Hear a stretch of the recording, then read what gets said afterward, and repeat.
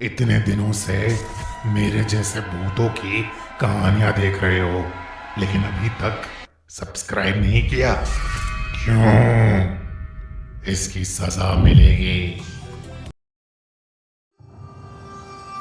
Haunted Gwalior fort. Madhu Delhi में रहने वाली 23 साल की एक रिसेप्शनिस्ट थी। वैसे तो वो ग्वालियर से थी, मगर करीब 15 सालों से वो अपनी माँ के साथ दिल्ली में ही रह रही थी। मधु के पापा ग्वालियर में रहते थे। कई बार बुलाने के बावजूद भी उनके पापा पिछले 15 साल से मधु से मिलने नहीं आए थे।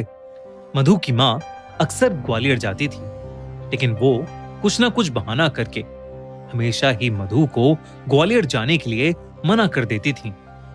और इसलिए मधु अपने माँ बाप दोनों से बेहद नाराज रहती थी।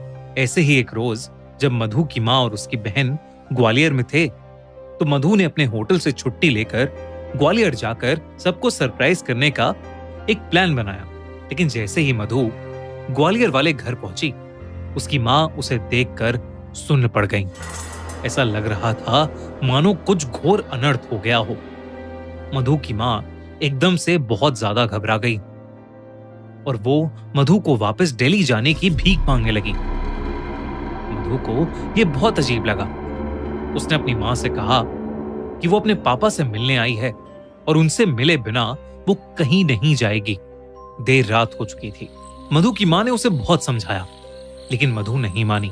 उस रात काफी देर हो चुकी थी, लेकिन उसके पापा अभी तक घर नहीं आए थे, ना ही उनका फोन लग रहा था।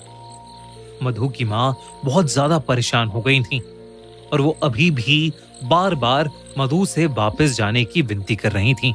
अपनी माँ की ऐसी बातें सुनकर मधु का दिल टूट गया था।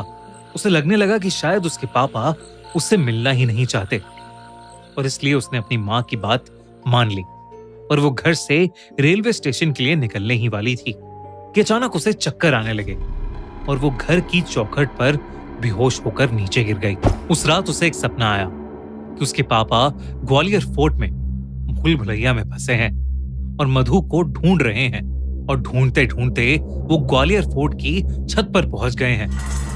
तभी उन्हें वहां एक लड़की दिखी जो मधु की तरह दिख रही थी, लेकिन जैसे ही उसके पापा उस तक पहुंचे, उन्होंने देखा कि वो मधु नहीं बल्कि एक भयानक औरत है जिसका आधा सर है ही नहीं। और ये देखते ही वो ग्वालियर फोर्ट की उस छत से नीचे गिर गए। उनके नीचे गिरते ही मधु की चीख निकली, पापा! और मधु की नींद टूट गई। सुबह हो चुकी थी और उसके घर पर भीड़ इकट्ठा थी। मधु की मां ने उसे बताया कि कल रात मधु के पापा ने ग्वालियर फोर्ट की छत से कूदकर अपनी जान दे दी। जब ये बात मधु ने सुनी तो उसका दिल पूरी तरह चकनाचूर हो गया। सब लोगों के जाने के बाद वो तुरंत अपनी माँ को साइड में ले गई और अपने सपने के बारे में बताने लगी। और तब उसकी माँ ने मधु को कुछ ऐसा बताया जिसे सुनकर मधु की रूह कांप गई। दरअसल 15 साल पहले जब मधु छोटी सी थी, तब उसके पेरेंट्स उसे ग्वालियर फोर्ट घुमाने लेकर गए थे। उस दिन फोर्ट में बहुत भीड़ थी, जिसकी वजह से छोटी सी मधु अपने पेरेंट्स से अलग हो गई थी। वो मान सिंह महल के सबसे नीचे वाले फ्लोर में फंस गई थी।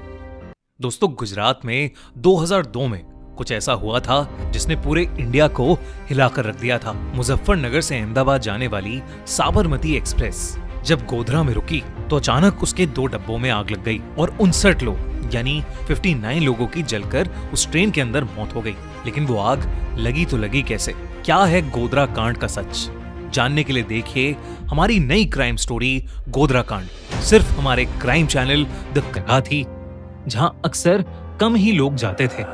उस जगह को रात में अक्सर बंद कर दिया जाता है क्योंकि लोग कहते हैं कि ग्वालियर फोर्ट की उस जगह में रात को मुगलों और अंग्रेजों के जरिए मारे और सताए गए राजा रानियों की आत्माएं भटकती हैं। इन्हीं सब बातों से मधु के पेरेंट्स का डर बढ़ता जा रहा था, लेकिन फिर भी उन्होंने गार्ड्स को बताया कि उनकी बेटी मधु अंदर रह गई है।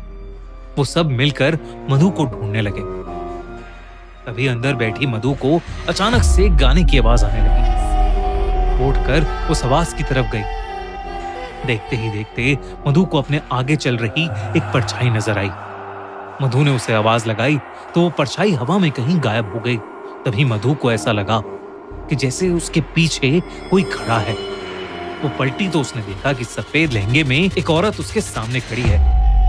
उस औरत का भयानक चेहरा देख नन्ही सी मधु की चीख निकल गई। उसका आधा चेहरा था ही नहीं और उसके हाथों और पैरों में कीड़े चल रहे थे। ये देखकर मधु बहुत ज्यादा डर गई और भागकर किसी कमरे में घुस गई। उसने दरवाजा अंदर से लॉक कर लिया और जोरों से रोने लगी। तभी उसे दीवार खुरचने की आवाज आई और उसने देखा कि वही औरत उस कमरे के एक कोने में बैठी दीवार पे कुछ मंत्र लिख रही है। उसके हाथ में सफेद रंग का पाउडर है। मधु उसे देखकर वहीं जम गई।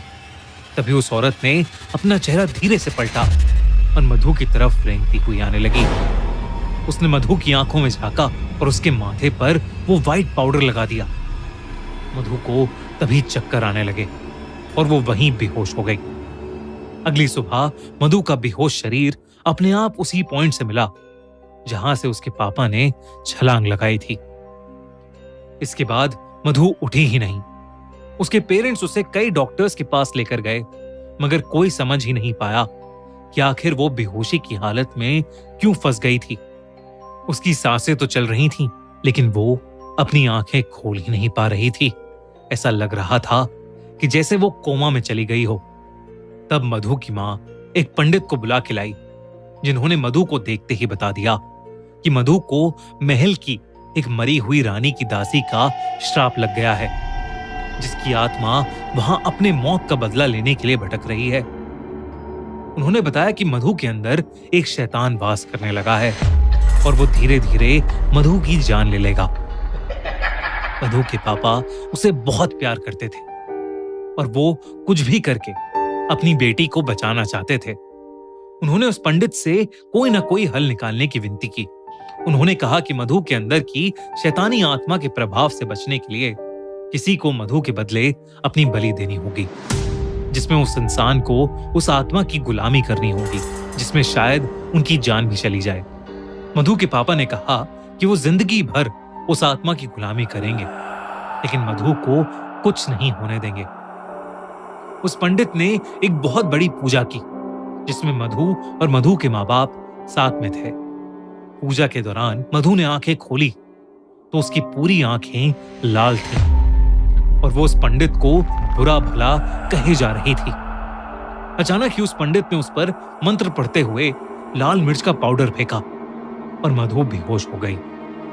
कुछ ही पलों में मधु के पापा भी बेहोश हो गए। जब मधु को होश आया तो वो बिल्कुल ठीक थी।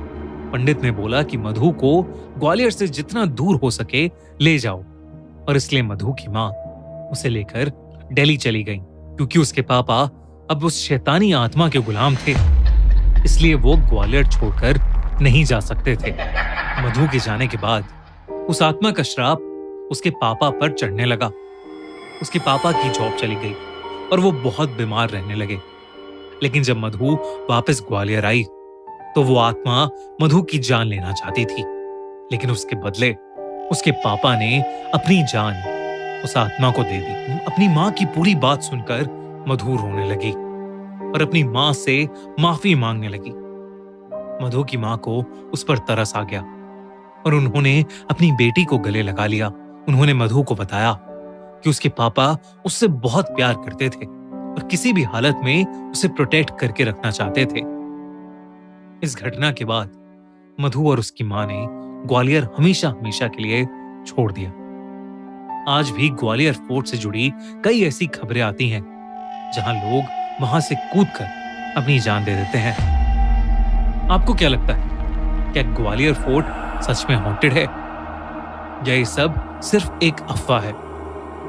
हमें कमेंट्स में जरूर बताइए। और अगर आपको इंडिया की कोई हॉन्टेड जगह पता है जिस पर आप चाहते हैं कि हम वीडियो बनाएं, तो हमें कमेंट्स में जरूर बताइए।